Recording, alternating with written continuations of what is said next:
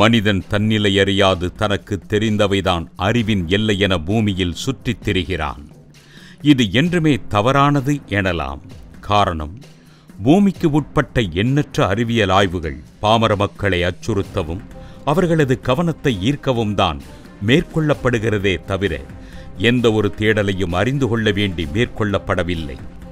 இதுபோன்ற விண்வெளி சார்ந்த அரைகுறை ஆய்வுகள் புதிதில்லை என்ற போதும் மனிதனானவன் தனது உயிரை பாதுகாத்துக் கொள்ள குறைந்தபட்ச வாய்ப்பையாவது தர வேண்டும். ஆனால் அதற்கு கூட ஆய்வாளர்கள் தயாராக இல்லை.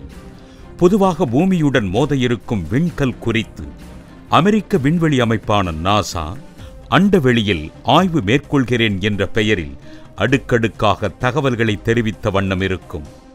எனினும் அவைகள் எதுவுமே சரியானதாக இருந்ததில்லை. இதற்கு முன்பு கூட 2013ஆம் ஆண்டு பூமியை தாக்க இருக்கும் விண்கல்லை நாசா கண்டறிந்ததாகவும் அதை பின்தொடர்வதாகவும் நாசா அறிவிப்பு வெளியிட்டது.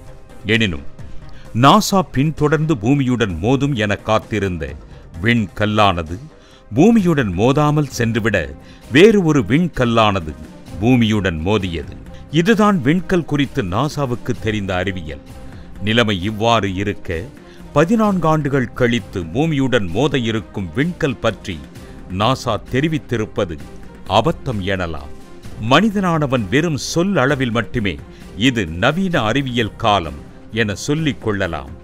மற்றபடி மோதல் நடக்கும் என எவராலும் துளியும் கணிக்கக்கூட முடியாது. அன்றாடம் அண்டவெளியில் பூமியை கடந்து எண்ணற்ற விண்கற்கள் செல்லுகின்றன. இதில் எது பூமிக்குள் நுழையும் என சொல்லவும் முடியாது.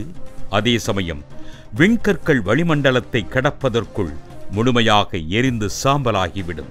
ஆனால் இவைகளெல்லாம் கடந்து 2038ஆம் ஆண்டு ஜூலை மாதம் 12ஆம் நாள் மிகப்பெரியதொரு விண்கல்லானது பூமியுடன் மோதும் எனவும் இதனால் அமெரிக்க கண்டத்து நாடுகள், ஐரோப்பிய நாடுகள், மத்திய கிழக்கு நாடுகளெல்லாம் மிகப்பெரிய அளவில் மோதலின் விளைவாக பேரழிவுகளை சந்திக்கும் எனவும் நாசா தெரிவிக்கிறது. அதே சமயம் மோதல் நிகழ்வதற்கான வாய்ப்பு 72 விழுக்காடுதான் எனவும் தெரிவிக்கிறது. வாய்ப்புகள் குறைவு என தெரிவிக்கும் அதே வேளையில் மோதல் நிகழ்ந்தால் அதனை கையாளும் திறன் தற்போதைய மனிதகுலத்திற்கு இல்லை எனவும் தெரிவிக்கிறது நாசா. 14 ஆண்டு கால இடைவெளியில் ஒரு விண்கல்லானது பூமியுடன் மோத இருக்கிறது என்ற போது அதனை தடுப்பதற்கான வழியை 14 ஆண்டுகளில் கண்டுபிடிக்க இயலாத போது இத்தனை அறிவியல் ஆய்வுகள் எதற்காக? பூமியானது அறிவியல் ரீதியில் வளர்ச்சி பெறவில்லை என தெரிவிக்கும் ஆய்வாளர்கள் வேறு சில தருணங்களில் எதனை வைத்து நவீன உலகம் என பாமரனிடம் பறைசாற்றுகின்றனர். இதில் நாசாவின் கணிப்பானது தவறாக இருக்கவும் வாய்ப்புகள் உள்ளது. நாசாவின் ஆய்வுகள் என்றுமே பெரிதாக சரிவர தெரிவித்ததில்லை. நாசாவுக்கு இருக்கும் மிகப்பெரிய நம்பிக்கை என்னவென்றால் 2 ஆண்டுகளுக்கு முன்பு டாட் மிஷன் என்ற பெயரில் விண்கல் ஒன்றினை விண்கலம் மூலமாக மோதி அதனை திசை திருப்பி இருப்பதால் அதே போன்று ஒரு முறையினை நாசா கையில் எடுக்கும். எனினும் நாசாவின் அளப்பரிய செயலாக அது இருக்க வேண்டும் என்பதற்காக பாமரனை பயமுறுத்த தொடங்கி இருக்கிறது. இதுபோன்ற விண்கல் மோதல் நிகழ இருப்பதாக நாசா தெரிவிப்பது இது முதல் முறை அல்ல. ஏற்கனவே அப்போஃபிஸ் என்ற விண்கல் 2029ஆம் ஆண்டு பூமியில் இது மோதும் என தெரிவித்தது. பிறகு 2036ஆம் ஆண்டு என்றது. அதனைத் தொடர்ந்து 2068ஆம் ஆண்டிற்கு சென்றுள்ளது. உண்மையில் சொல்லப்போனால் அடுத்த 100 ஆண்டுகளுக்குள் எந்த ஒரு விண்கல்லும் பூமியை தாக்க வாய்ப்பில்லை.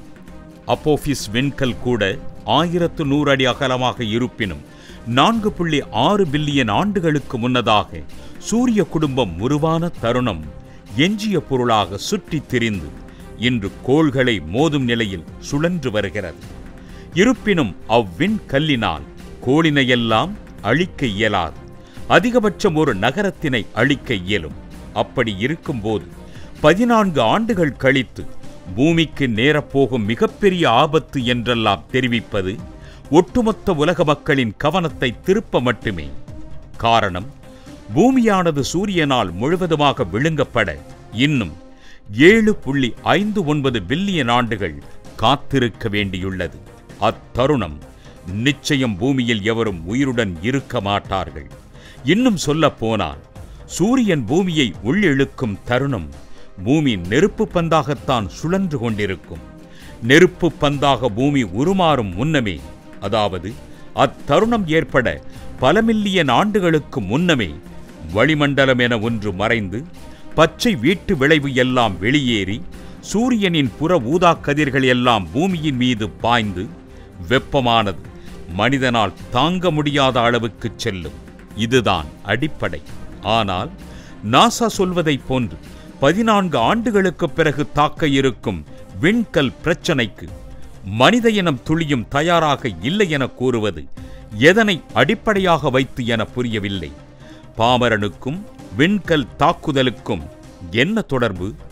விண்கல் தாக்குதல் நடைபெறுகிறது எனில் பாமரன் எங்கு சென்று தப்பித்துக் கொள்ள இயலும்? நிலப்பரப்புக்கு அடியில் சென்றால் மட்டுமே தாக்கம் ஏற்படாது என உறுதியாக கூற முடியுமா? அல்லது ஒட்டுமொத்த மனித இனத்தையும் நிலவுக்கு அல்லது வேறு கோளுக்கோ கொண்டு செல்ல முடியுமா? விண்கல் மோதலினால் ஏற்படும் பாதிப்புக்கு மனித இனம் என்ன செய்ய வேண்டும் என நாசா எதிர்பார்க்கிறது? டாட் மிஷனை மையமாக வைத்து விண்கல் மோதலினை எவ்வாறு தடுத்து நிறுத்த இயலும்? ஏற்கனவே நிகழ்த்தப்பட்ட டாட் மிஷனிலேயே ஏகப்பட்ட குளறுபடி நிகழ்ந்துள்ளது. உண்மையில் இதுபோன்ற திட்டமானது சோதிக்கப்பட்டுள்ளதா என்கிற சந்தேகமும் எழுகிறது. ஒரு விண்கல்லினை திசை திருப்பவோ அல்லது சிதறடிக்கவோ பூமியில் இருந்து வெளியேறும் விண்கல்லினால் அவ்வளவு எளிதில் செய்ய இயலாது. காரணம், ஒரு விண்கல்லினை திசை திருப்ப வேண்டுமென்றால் அக்கல் குறித்த ஆய்வுகள் முழுமையாகச் செய்து அதற்கேற்ப வேதியியல் பொருட்களுடன் மோதல் நிகழ்ந்தால் மட்டுமே சாத்தியத்திற்கான வாய்ப்பு. ஆனால் அது அவ்வளவு எளிதானதல்ல. எப்போது நாசா விண்கல்லில் களம் கண்டு ஆய்வு செய்தது? அதன் முடிவு என்ன? இவற்றுக்கெல்லாம் விடையே இல்லை. மாபெரும் விண்கல் என்பது சூரிய குடும்பம் உருவான காலகட்டத்தில் ஒரு பொருள் கோளாகவும் உருமாறாமல் நட்சத்திரமாகவும் உருமாறாமல் எஞ்சிய பகுதியாக சுற்றித் திரிபவையாகும். அப்படிப்பட்ட ஒன்று எவ்வளவு அடர்த்தியாக இருக்கும், என்ன எடையுடன் இருக்கும், எத்தனை மைல்கள் வேகத்தில் சீறி வரும் என இவைகளை கணக்கிடாமல் ஒன்றையும் செய்ய இயலாது. இவைகளை கணக்கிட வேண்டுமெனில் விண்கல்லில் ஆளில்லா விண்கலம் மூலமாக ஆய்வு செய்ய வேண்டும். அதன் பிறகே கணிக்க இயலும். இது எதுவுமே இன்றி டாட் மிஷனில் விண்கல்லின் மீது விண்கலம் ஒன்று மோதி திசை திருப்பியதாக கூறுவது துளியும் நம்பும்படியாக இல்லை. எங்கே இதே முறையை பிறகு வரக்கூடிய விண்கல் மோதலுக்கு கையாளச் சொல்லி விடுவார்களோ என்ற எண்ணத்தில் மக்கள் மீது திசை திருப்பி உள்ளது நாசா. பாமரன் யாரும் தயாராகவில்லை என கூறும் நாசா அது மட்டும் எந்த வகையில் தயார் நிலையில் உள்ளது?